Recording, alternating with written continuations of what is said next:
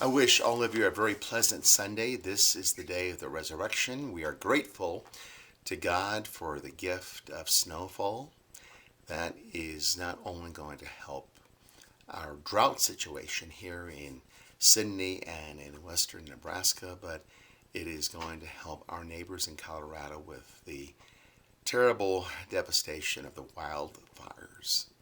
We continue to pray for moisture so that we may once again come to know the beauty and the power of God's creation. Today, on this day, Sunday, there is a very powerful reading from the Gospel according to Matthew. And let me read that, proclaim that to you. When the Pharisees heard that Jesus had silenced the Sadducees, they gathered together, and one of them, a scholar of the law, tested him by asking, "Teacher, which commandment in the law is the greatest?" He said to him, "You shall love the Lord your God with all your heart, with all your soul, and with all your mind. This is the greatest and the first commandment. The second is like it. You shall love your neighbor as yourself.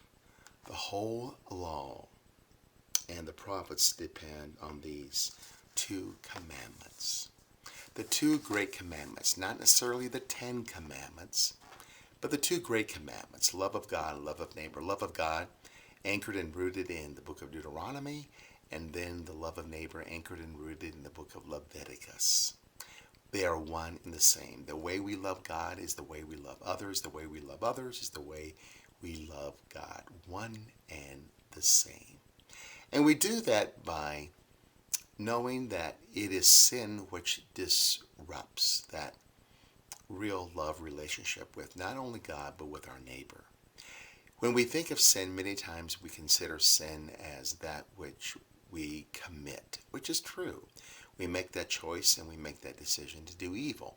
But too, sin is that which we omit. The many opportunities, the many possibilities that we neglect to follow up through and on, in that sense that it is not only what we now have to do, but what we can do. I really believe that, yes, we are in some way guilty of sins of commission, but just as often we are guilty of sins of omission.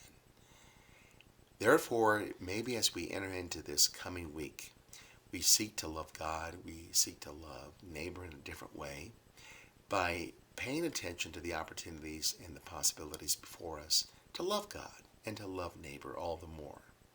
And as we seek to do that, then we begin to not only come to know our faith life as that which what we have to do, but what we can do.